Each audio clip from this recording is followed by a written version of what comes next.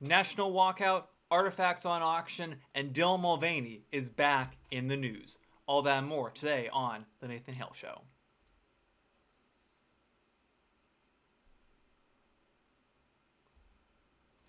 Well, folks, we are back. It is Friday, January 23rd, 2026.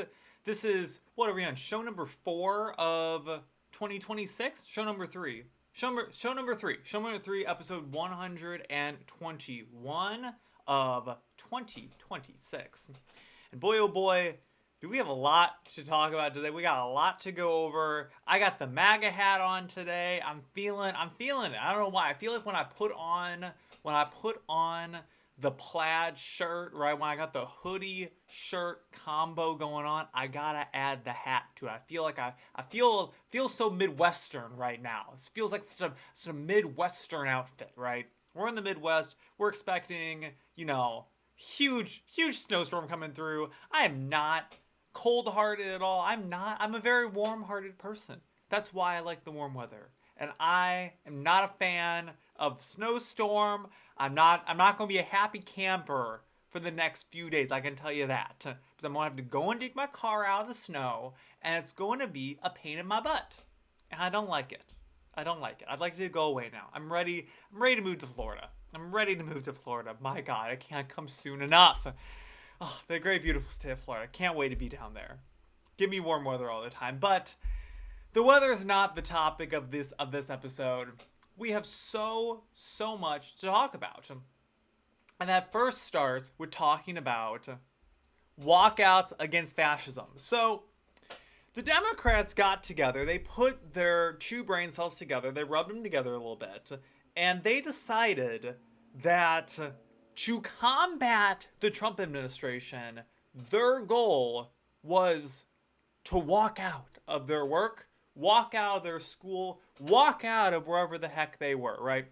Because this is truly what gets Americans to change their mind, is when a few people walk out of their job and just completely interrupt civic life, right? We're going to have millions of people leaving their jobs all in one day. They can't fire all of us, right? It's going to wreck the American lifestyle, the way of life. And you're hearing me say this, and you're saying to yourself, Nathan, what the heck are you talking about? You're about to see.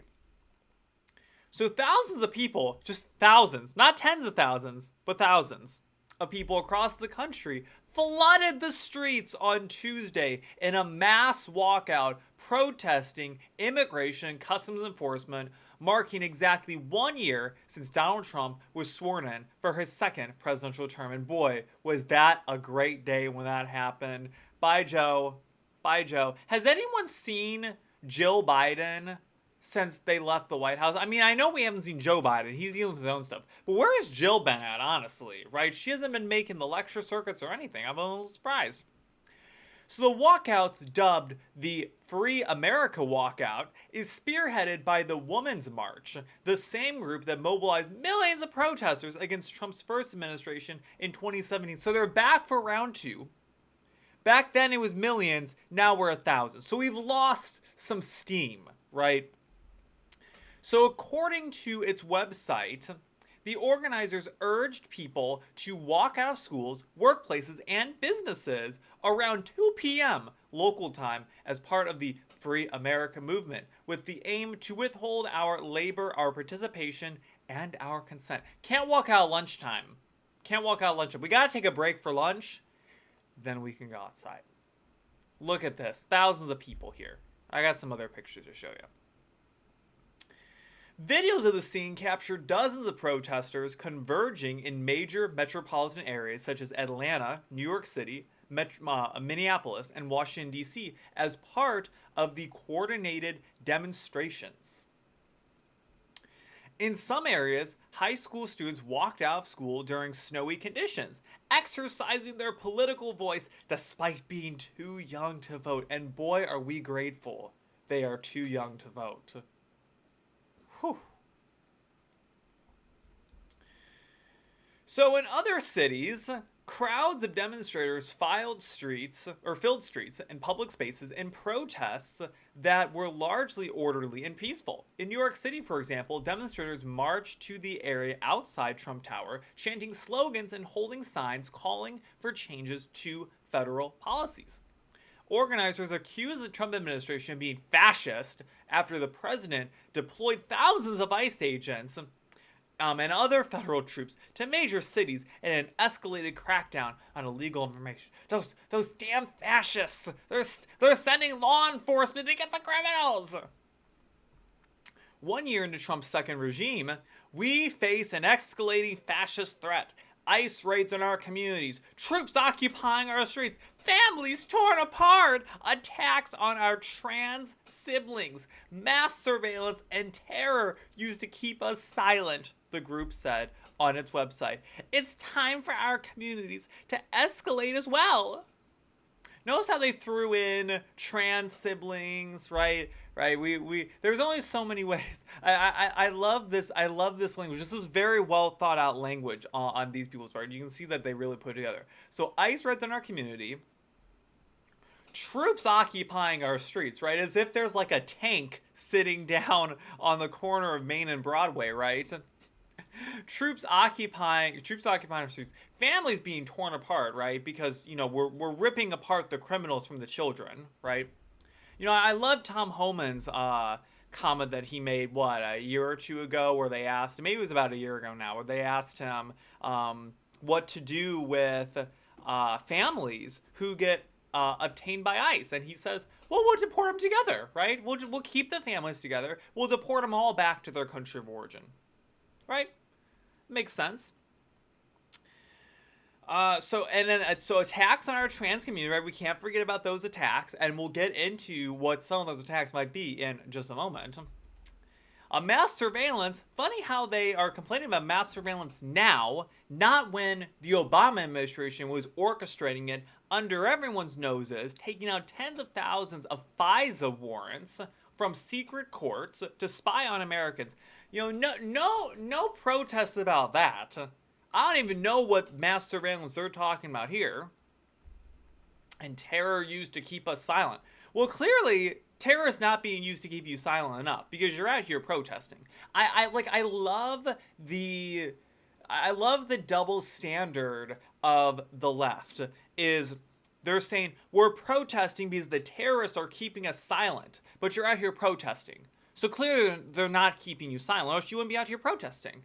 It's just like the whole no kings protest, right? If America really had a king, you wouldn't be able to protest against said king. If Donald Trump was a dictator, you wouldn't be able to protest against Donald Trump. It would be illegal to protest against him, right?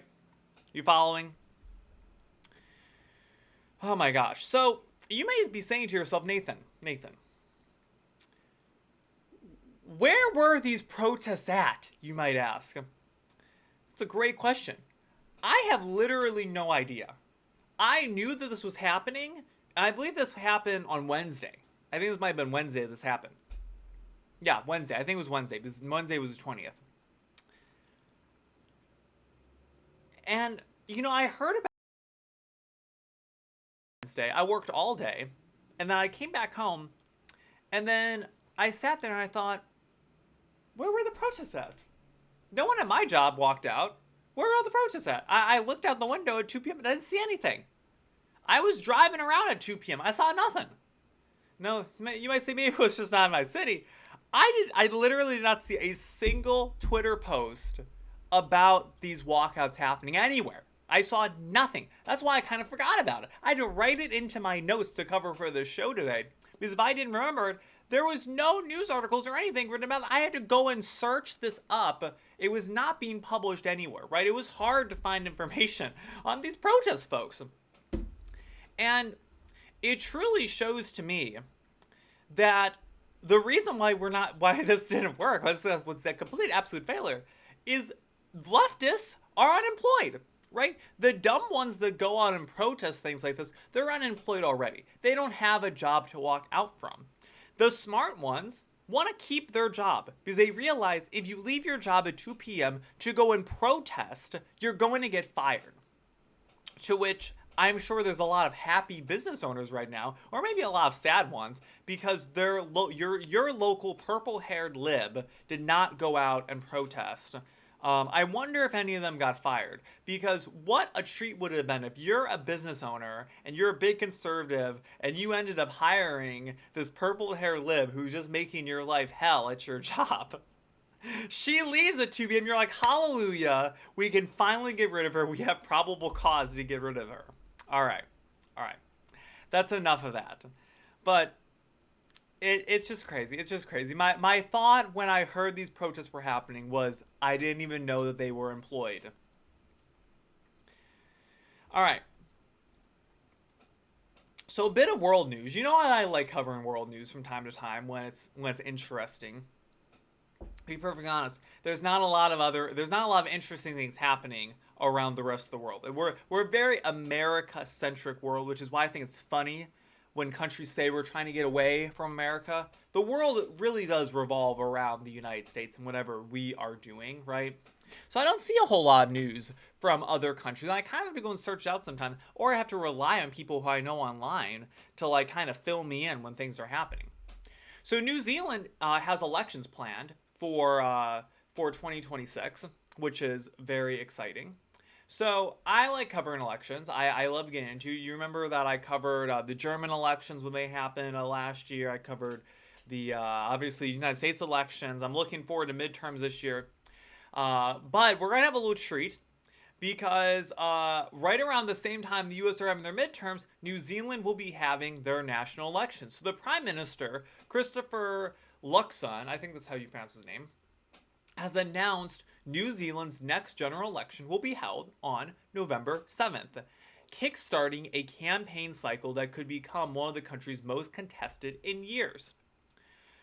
So, Christopher Luxon, the Prime Minister, he said, quote, "In the lead up to the election, Kiwis will have to weigh up who is best placed to provide stable and strong government in a very volatile and uncertain world. A strong economy with responsible spending, lower taxes, and more opportunity for you and your family," Luxon said. And the current government of New Zealand, they're kind of center-right.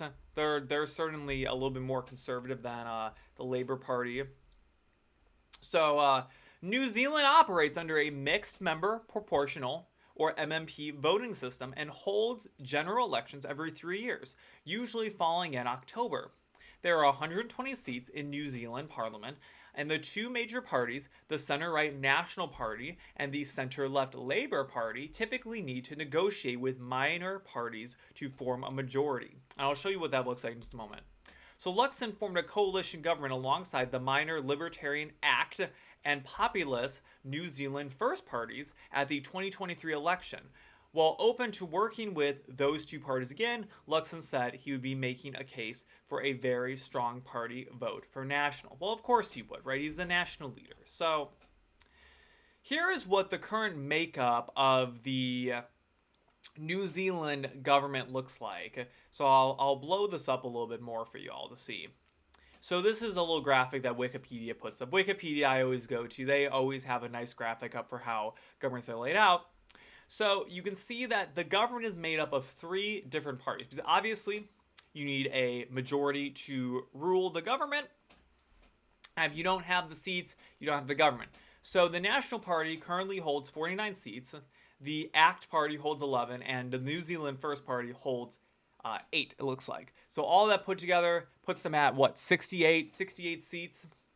That gets them to the majority. So the Labour Party, by proxy, they only have 34 seats.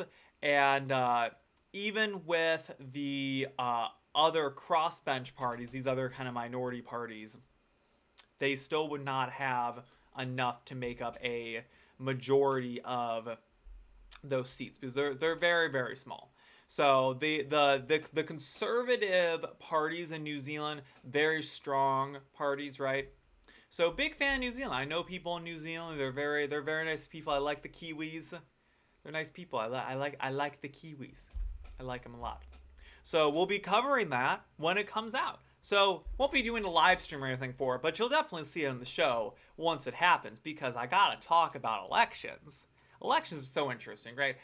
I find how other countries run their governments so fascinating. I highly encourage you to go and look up how some other governments function. One of my favorite classes I've ever taken in all of college was my comparative politics class, which talked about, it was a 16-week class. I think we went through 20 different governments in that entire course. So we talked about Canada, United States, England, France, Germany, China. I think we talked about Russia. I forget what else. I think Brazil might have been in there. All very different and interesting in all their different ways. And I do envy the other countries that have a parliamentary system where they have all of these different parties and stuff like that. And some people don't. That's perfectly understandable. I'm a little envious that other countries have several different parties you can choose from and not just one. It allows the parties to be a lot more focused on their kind of specific things. So, but hey, America, we live under a two-party system. It's just what we got. So I've learned to live with it. So, Dylan Mulvaney's back in the news, folks. So Dylan Mulvaney is back, and he will be playing Anne Boleyn in the musical Six. Now, I have chosen to choose a slightly different article to cover for this story, and that is definitely a hit piece article on all of us, the collective us that are watching this show, because I can't imagine anyone watching this show that supports this move for Dylan Mulvaney to be in the Six musical. And I just want to read through this because, honestly, I find hit pieces interesting. And I like when the left tries to criticize conservatives because, frankly, it's completely irrational. And you'll see why in just a moment. So, for those of you who don't know, I'm sure you've heard of Dylan Mulvaney. Dylan Mulvaney is a man who is masquerading as a woman. Now, I'm not heartless. I am willing to call people who I feel are truly transgender, who truly embody the female persona. Now, no man with male DNA could ever become a woman. Let's just be clear on that. However, I will nod my hat to the Blair White crowd. I will use the she/her pronouns for Blair White, but Blair White does not care what we call her, what we call him, whatever you want to say, right? But I appreciate Blair White's opinion. But I feel that Blair White is passing. I believe that Blair White is truly living a life as a woman. And you may disagree, and that's okay. But Dylan Mulvaney is not a woman. That's for sure. There is nothing about Dylan Mulvaney that is female at all. There is nothing about Dylan Mulvaney that is at all honest. Dylan Mulvaney is using the female persona to somehow gain clout, right? And frankly, he's been pretty successful gaining clout from the female persona, right? It's all an act. This is the person who goes on a TikTok and says, day 1034 of being a woman, of girlhood, these days of girlhood, all that, right? This is the individual who made an entire song called The Days of Girlhood, basically putting on a facade and making fun of female stereotypes, and basically saying dressing up in these clothes, behaving in these ways, that is what makes you a woman. Well, in reality, we all know that what makes you a man or what makes you a woman is as simple as your DNA, or as complicated as societal standards for that thing, right? It's a plethora of different things. It's not just wearing the clothes, it's not just putting makeup on, it's not just having long hair, right? It is a plethora of things that involves. I digress. I'm getting off topic. So, but Dylan Mulvaney was announced that he will be playing Anne Boleyn in the musical Six. Now, the Six is about the 6 ex-wives of Henry VIII. I'm a humongous fan of this musical. Let me tell you, I have listened to the original soundtrack so many times. I know every single song. I'm a pretty big musical person, to be perfectly honest with you all. And I like musicals like Six, like Hamilton that take history and kind of floof it up a little bit, make it a little bit more interesting to learn about, right? The music is catchy, it's very good. I highly encourage you to go listen to the original musical. And I've been listening to it for years now, to be perfectly honest with you all. I am very well versed in this musical. So when it was announced that a man would be playing a woman, which by the way, one of the whole points of this musical was it's an all-female cast, right? It's 6 women playing 6 women of history. So to now change that and just introduce Dylan Mulvaney into this role, I think is entirely ridiculous. So let's read through this. So the people mad about Dylan Mulvaney never cared about 6. Well, I care about 6, let me tell you. I feel that I'm actually perfectly qualified to talk on this matter as someone who truly loves the musical 6. So Dylan Mulvaney is joining 6 on Broadway, and suddenly a whole lot of people who have never bought a ticket, never streamed the cast album, and couldn't name a single queen without Googling are absolutely furious. I know every single queen's name. I know them all. I've listened to the musical so many times. What more do I have to tell you? So furious, so they're furious. The people are furious. Well, I'm furious. I agree with that statement. I am furious. So furious, in fact, that the show's X account had to go private because the comments became a dumpster fire, a bigotry, and bad faith outrage, which honestly tells you everything you need to know. It actually doesn't tell me everything I need to know. Everything you need to know is that this is a man who is masquerading as a woman playing a woman. Anne Boleyn could not have gotten anywhere in her life if she were a man. It completely spits in the face of the historic character of Anne Boleyn. So let's not pretend these people care about 6. I care. They didn't care yesterday. I cared yesterday. They didn't care last week. I cared last week. They didn't care when the show opened or toured or cast understudies or swapped queens. They were nowhere to be found when women of color led the cast. They weren't losing sleep over historical accuracy when Anne Boleyn was singing like a Spice Girl. Let's address that. Now, are there people who are complaining about this who have never once listened to a single song of 6 before? Absolutely. However, I have. And I got the receipts to prove it. But let's talk about the historical inaccuracies, right? It's a musical. We all know it is. It's a dramatized version of a story. You know, these characters were never once all up on stage together singing songs. They were not in the same room with each other, right? We all know there are historical inaccuracies to it. Let's talk about it. There are black women. There are women of all shapes and sizes playing these characters.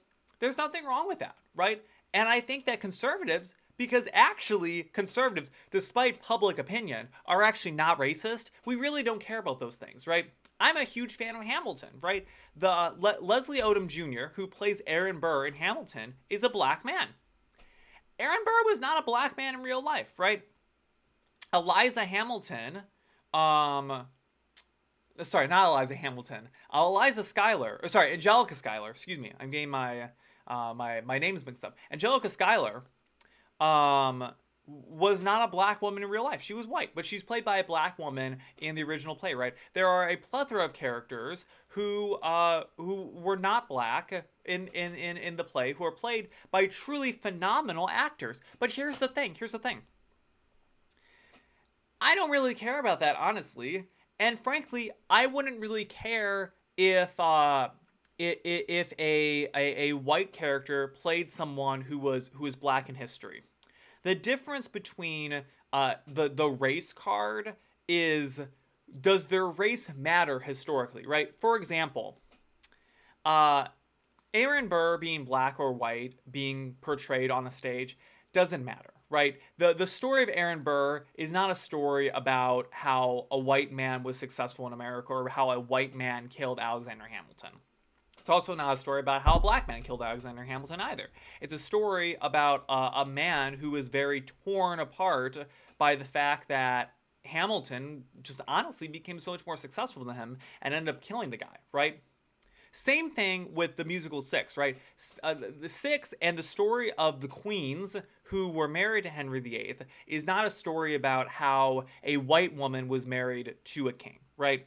It does not center around race, right? However, a story about, say, Harriet Tubman, right? That would not be appropriate for a white woman to play Harriet Tubman. Just as simple as that. Because the story of Harriet Tubman revolves around the fact that she was a black woman in the racist South during the Civil War. That is the entire story of Harriet Tubman centered around that, right? It would not be appropriate for a black woman to play that. Just as it's not appropriate for a black woman to play Snow White, right? Part of Snow White is that her character, her skin was as white as snow, right? That's why she's named Snow White. So, choosing to have black characters, Asian characters, right? Anne Boleyn in the original play, I believe she was played by an Asian woman, right? She did a fantastic job playing her, by the way. It doesn't matter what the race of them is. However, their womanhood does matter because they are women who were married to Henry VIII. And if they were not women, they would not be talked about. They would not have gotten to the points in their lives that they got to. And by the way, if they were men, frankly, they would not have been forgotten from history the way they were, right? The queens of Six have been largely forgotten in history, right? I think we can all raise our hands and say that we never learned about Anne Boleyn. We never learned about Annie of Cleves, right? We never learned about these different queens. So their womanhood was very important. So let's continue on. But the second Mulvaney, a trans woman, gets cast. Oh, now Broadway is sacred ground. Now casting matters. Now they're suddenly defenders of art, womanhood, tradition, and whatever other concept they found on a meme that morning. Give me a break. This isn't concern, this isn't critique, this is the same group of cowardly bigots who only show up when they smell a chance to punch down. They don't love theater, they don't love women, they don't love history, they love outrage. They love feeling like someone else's existence is an attack on them personally. And it's really the same script. Women's roles, biological reality, this is political, as if Six hasn't been political since day one. As if Broadway hasn't been queer forever, as if trans people existing loudly on stage in some new radical invention and not the most theater kid thing imaginable. What kills me is how fake the investment is. These people didn't lose something. Nothing was taken from them. They weren't longtime fans suddenly betrayed. They were completely unintentional, uninterested until a trans woman showed up, and then suddenly they had opinions. That's not fandom, that's surveillance. And for the record, Dylan Mulvaney didn't just wander into a Broadway stage because the internet handed him a golden ticket. Well, it says handed her a golden ticket. She has a musical theater background. She's trained. She performed. She's earned it. The cope is real, folks. But even if she hadn't, here's the truth. They don't want to say out loud. Broadway has always cast people based on energy, presence, and the story they want to tell. Always. This fake purity test only shows up when trans people do. Broadway has never belonged to the small-minded. It was built by outsiders, queer people, immigrants, artists who didn't fit anywhere else. I can see the crinkle on this person's face. They probably wear, those big black glasses like Rachel Maddow and have that really short haircut, right? If that makes you uncomfortable, the problem is in the casting. It's that you've misunderstood the assignment from the start. So no, this isn't ruling theater. This isn't going too far. This is a pop musical about six women reclaiming their stories, welcoming another woman, not another woman actually, into the spotlight.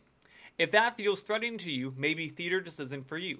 And that's okay, not everything is. But stop pretending this is about Six. It never was. So there's an update. So the producers of Six have chosen to temporarily limit access to the Broadway Productions X account following a number of comments made in response to recent Broadway casting news, which we felt crossed the line into bullying, reads a statement from the production shared with the UK's The Stage. Quote, the protection, safety, and support of the Six cast has always been and remains the highest priority. While we welcome passionate engagement with the show, aggressive, threatening, or abusive behavior is never acceptable. As a production, we unequivocally condemn bullying in all of its forms and remain committed to fostering a respectful, supportive environment for everyone involved. We are incredibly excited to welcome our incoming Broadway cast, and we cannot wait to see them take stage. So, I want to address the comment that Dylan Mulvaney is at all talented. Dylan Mulvaney is the person who wrote and produced and sang the Days of Girlhood song. I truly encourage you to go and listen to Dylan Mulvaney singing. It's not good. It's not good. I utterly see no talent from Dylan Mulvaney. Here's what I want you to do. I want you to go on Spotify. I want you to go on YouTube. I want you to go to your music venue of choice, right? Pause the show here.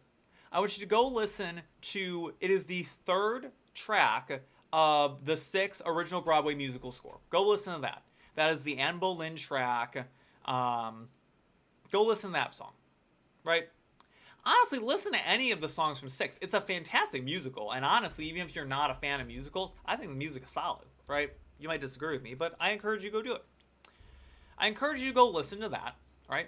And then go listen to literally any Dylan Mulvaney singing and ask yourself, could this person possibly stand on stage with any of these women who were in the original Broadway cast? And the answer is no. Dylan Mulvaney could not. He could not compete with any of these people. The voices of those women from the casting are absolutely immaculate, solid, chef's kiss, amazing. Dylan Mulvaney, I see no apparent talent in Dylan Mulvaney. I see no reason why Dylan Mulvaney should be starring in a Broadway cast of Six in a speaking role. And you may call that bigoted of me. I frankly don't care. I'm actually a big fan of this musical. I would love to go and see it someday, preferably with women in it, not men. And let's not kid ourselves here. This is a man in a dress. This is a man in the dress. This is a man who makes fun of women. He literally posts on TikTok. These are the days of girlhood, right? Girlhood day number 1000, right? Girlhood day number 900, right? Not even womanhood, girlhood. It's a man who willingly puts on short shorts and acts as if that is what makes you a woman. I feel like I've talked enough about this, but also not enough about it. Because, yes, I actually kind of agree with this article that if you've never listened to the musical, you really have no position to be complaining about casting someone like Dylan Mulvaney in it. You really don't know what you're talking about, but I have. I'm a huge fan of this musical, and I can tell you that I'm appalled, that I'm upset. I don't feel threatened by a man in a dress. I can hold my own against pretty much anyone, right? I don't feel threatened by a man in a dress. I don't feel threatened by trans people existing. I've met many a trans person in my time. I don't really have an issue if you want to live a life as a woman, as long as you're being respectful of actual women, right? I don't have an issue with Dylan Mulvaney existing, but Dylan Mulvaney should not be playing a role that is meant inherently to be about a woman. I wouldn't even necessarily have an issue with Dylan Mulvaney playing a woman on a stage in some other musical. That was not a historical figure that their whole purpose of having their stories forgotten, their whole purpose for even getting to where they got in their lives is because they are female. That's all I have to say about that. Go listen to the original musical. I highly encourage you to go and do it, right? If you haven't already, please do. Like, it's really good. I really do like it. So, I've ranted enough about this, right? Not talking about it anymore. All right. So let's move this right along. So, political and social motivations. Trump sues J.P. Morgan Chase over January 6th debanking. So President Donald Trump filed a $5 billion lawsuit against J.P. Morgan Chase and the bank's CEO, Jamie Dimon, on Thursday, alleging that it closed Trump's accounts in 2021 over woke motivations following the January 6th riot at the Capitol. Quote, plaintiffs are confined that JPMC's unilateral decisions came about as a result of political and social motivations and JPMC's unsubstantiated woke beliefs that it needed to distance itself from President Trump and his conservative political views, the lawsuit states. In essence, JPMC debanking plaintiffs' accounts because it believed the political tide at the moment favored doing so. So the suit says that on February 19th, 2021, JP Morgan notified Trump and his business that their accounts would be closed in 2 months, adding that the bank, quote, did not provide plaintiffs any recourse, remedy, or alternative. Its decision was final and unequivocal. Because JPMC did not provide plaintiff and their affiliate entities with any advance notice before February 19th, 2021, and unilaterally debanked plaintiffs by terminating plaintiffs' accounts, plaintiffs suffered considerable financial harm and losses caused not only by the interruption to their access to JPMC's banking services, but also by the devastating impact on plaintiffs' abilities to transact and access their monies, and by having to enter into less favorable business agreements with other financial institutions, Trump's lawyers argue. The suit also alleges that J.P. Morgan placed Trump and his business on a blacklist, which is accessible by federally regulated banks and is comprised of individuals and entities that have a history of malfeasance acts and are otherwise non-compliant with applicable banking rules and regulations. J.P. Morgan has also been accused of debanking conservative groups such as the National Committee for Religious Freedom, which was founded by former Republican Senator and Ambassador Sam Brownback. The bank denies accusations that it has closed accounts for political or religious reasons. So, I gotta tell you, I'm getting a bit worn out by the banks keeping tabs on what people are doing with their money. And here's the thing. If JP Morgan said they closed accounts for ISIS, if JP Morgan said they closed accounts for Antifa, if JP Morgan said they closed accounts for literal terror groups, if JP Morgan said they closed accounts for the KKK, right? I don't think anyone would have an issue with it. If JP Morgan said they closed accounts for literal terror groups, I wouldn't have an issue with it, because I perfectly rationalize with J.P. Morgan not wanting to have literal terrorists using their services to conduct business. However, I see no evidence that the Trump administration was doing anything wrong with using J.P. Morgan's services. What I want to know is there evidence of the Trump administration not paying back loans to JP Morgan? Is there evidence of the Trump administration funneling money through JP Morgan accounts that was illegitimate or for illegal purposes? Where is the evidence that the Trump administration did anything wrong other than the fact that one of the individuals they do business with, President Trump, was the president of the United States? There's also absolutely no evidence that Donald Trump had anything to do with the riots on January 6th. The fact that we're even still talking about this is wild to me. I recognize that the accounts were closed back in 2021, but that was 5 years ago, right? It's just crazy.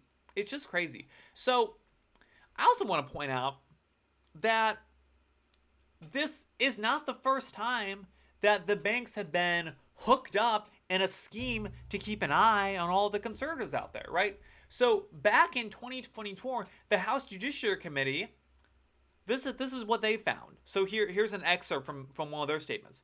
So here's an example. So federal law enforcement, including the Treasury Department's Financial Crimes Enforcement Network, FinCEN, and the FBI, facilitated multiple back-channel discussions with financial institutions banks such as JP Morgan, such as Chase, such as lots of other banks out there, back channel financial institutions to gather Americans' private financial information.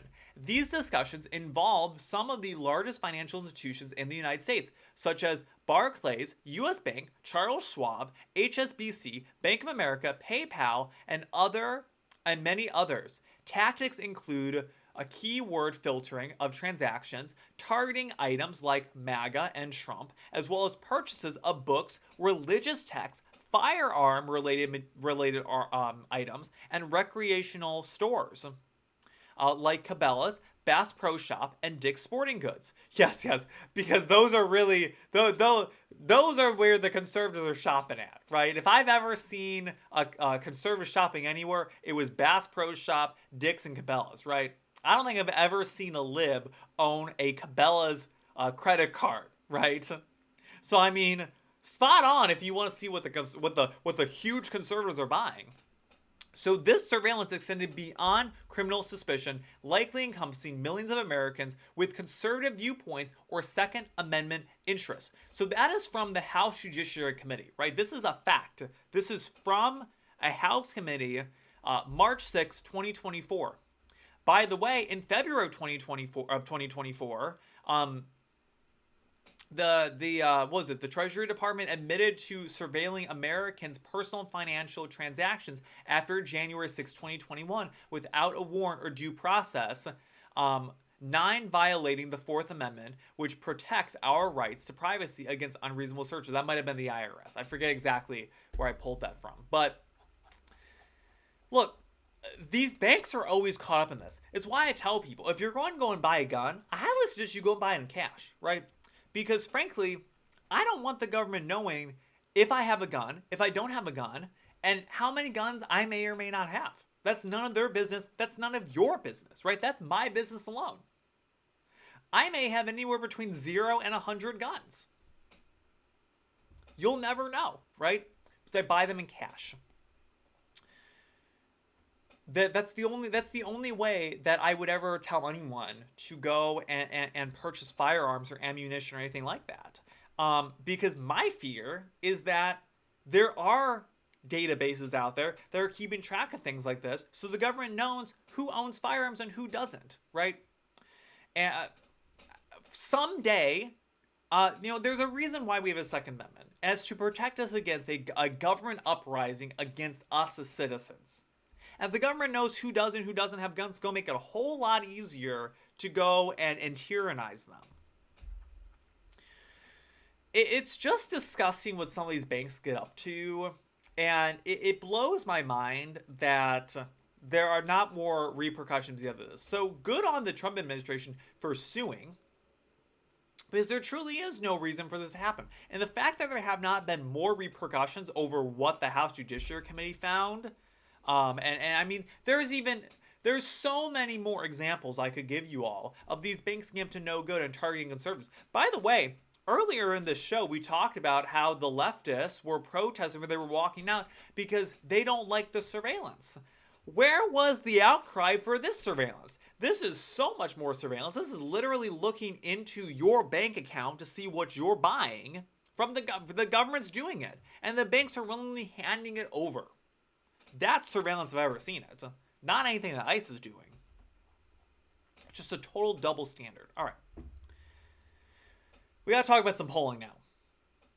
It's looking just kind of okay, frankly. So Democrats hold 6-point lead over GOP on generic ballot, according to a new poll that came out. So trust the polls if you want. Don't trust the polls if you don't want to. I'm just here to relay the news and give my opinion. So this is from the Hill. So Democrats are ahead of Republicans by 6 percentage points on a generic congressional ballot, according to a poll released on Thursday. In the Emerson College poll, 48.1% of respondents backed a Democrat candidate in a hypothetical 2026 matchup. The Republican candidate garnered 41.7% backing in the hypothetical matchup, and a 10.2% were undecided. So, in a polling average from Decision Desk HQ, Trump has a 41.4% approval rating and a disapproval rating of 56.2%, which not far off from the generic Republican Democrat ballots, right? I mean, 41.7 backed a hypothetical Republican, 41.4 backing Trump right now. Line up pretty well. So Democratic strategist James Carville predicted Saturday that this year's midterms are going to be a wipeout for the GOP and that Democrats will win at least 25 seats. So frankly, it's going to be a wipeout, Carville said on Fox News' Saturday in America. Your viewers need to know that Democrats are going to pick up a minimum 25 seats, maybe as high as 45. In all likelihood, the Democrats will carry the Senate. When asked about how they saw the decision of the country, 43.6% of the poll said it was overall going in the right direction, while 56.4% said it was overall going towards the wrong track. So, why might we be seeing this? So, first off, I think a big reason why Trump might not be polling as high as, we might feel he is, right? I feel right now, if you ask me, I would give Trump maybe a 90% approval rating, A- territory, I would say. Like, I'm overall happy with a whole lot of things that he's doing right now. Not so thrilled with some of the other things, right? But overall, I'd give him like an A, A-, right? Somewhere in that territory. Which I think is reasonable, right? I don't totally agree with the guy, with everything the guy's doing, but I don't totally disagree with everything he's doing either, right?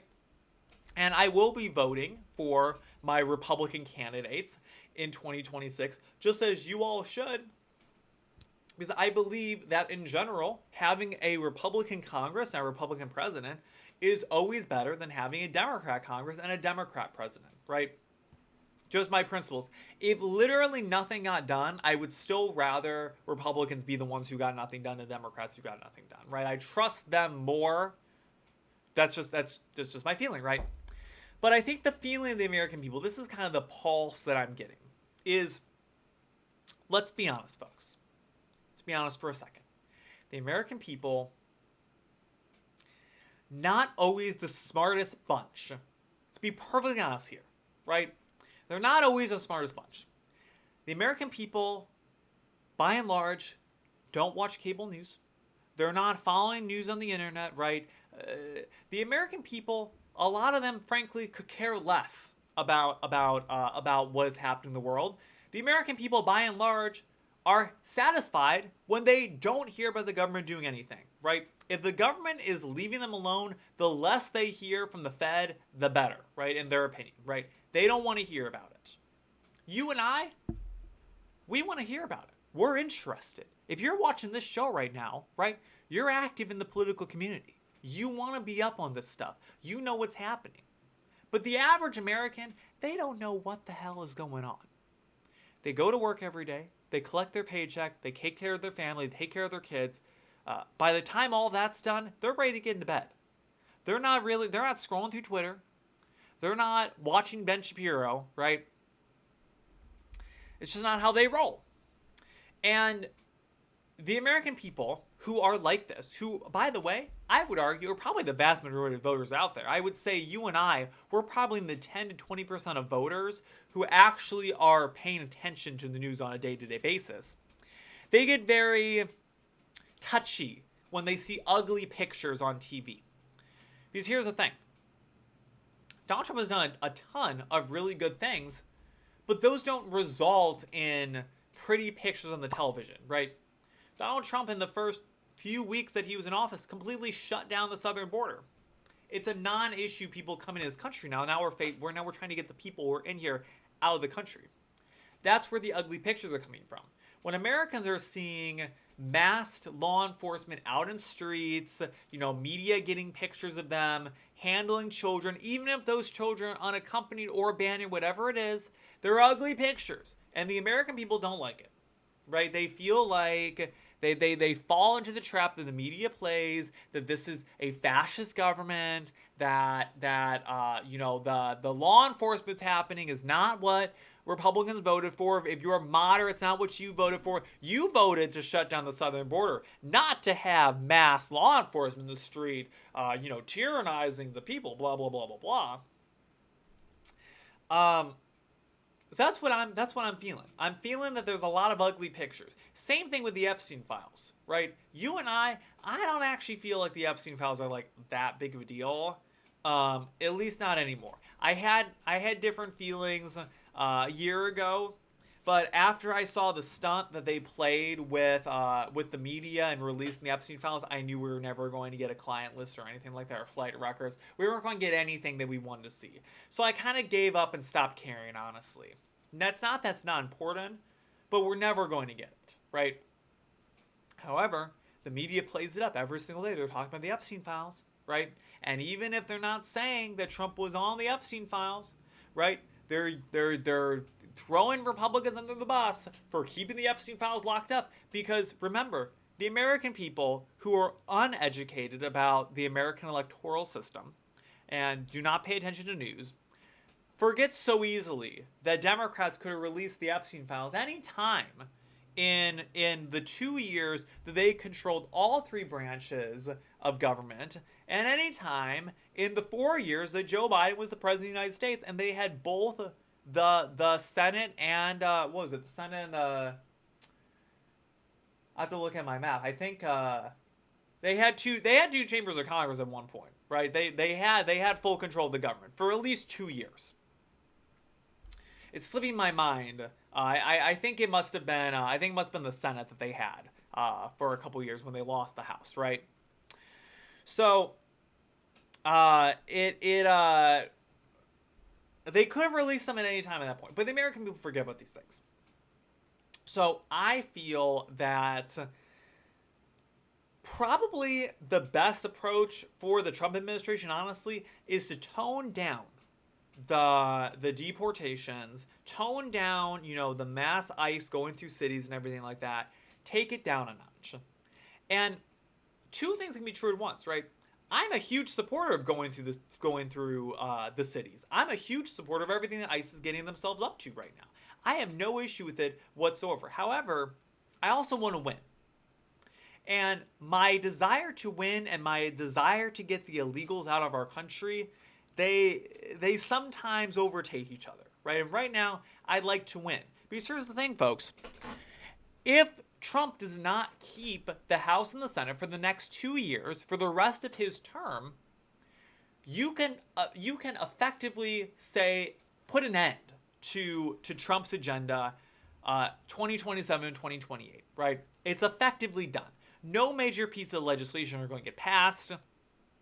The Trump administration is effectively done. Anything that's going to happen up to that point will be reversed if a Democrat gets elected in 2028. And it's kind of just the end of the story, right? So we need to get out and vote. You need to get out and vote. If you're not going to be able to vote on election day, put in a mail-in ballot, right? Keep an eye on your state and make sure you follow the rules and you put in your application to get a mail-in ballot as soon as you can. If you're going to be out of town, right? Keep an eye on all these things. It's important that you get a vote in any way you can. If you can't show up in person, put in a mail-in ballot, right? Get a ballot in some way or another, and make sure that everyone who can vote in your family goes out and votes, not just you. Everyone needs to show up. Every single vote matters in every single state, in every single part of the country. Even if you are in the bluest district of California, even if you are in Illinois, New York, wherever you're at, every single vote matters, right? Crazy things can happen when we all get together. Donald Trump was elected in 2024, right? Because we all got together, right? That coalition was formed. And I feel that also what's lacking is we don't have Charlie anymore, right? We don't have Charlie Kirk going out there. Charlie Kirk was integral in Trump winning in 2024. He was integral in getting the low propensity voters, these students, these young people, I would say the under 30 crowd or even the under 40 crowd out to go and vote. He was integral in that. He played the social media game so well. And we're not going to have him as an asset in going into the election this year. Maybe he can pull some strings up where he's at, but I'm not counting on it. We'll see. We'll see what happens. So I'm a little fearful right now. I'm feeling like the things that the American people really care about, price of groceries, how much things are costing them, you know, the amount of money they're ending up with at the end of the month after they pay their taxes, after they pay their expenses and everything. It's not as much as it used to be. And that's not necessarily Donald Trump's fault, but they feel like it is. They're seeing the ugly pictures on television. They're feeling it hurting in their wallet a little bit. Yeah, prices are a little bit better, but they're not where I really think that people are seeing a difference. And they're hearing things like taking over Greenland, invading Canada. They're hearing these bullet points, and they're not feeling motivated to go out and vote. They're just not. And it's going to take a lot to get them show up in November. And I hope that we can do it.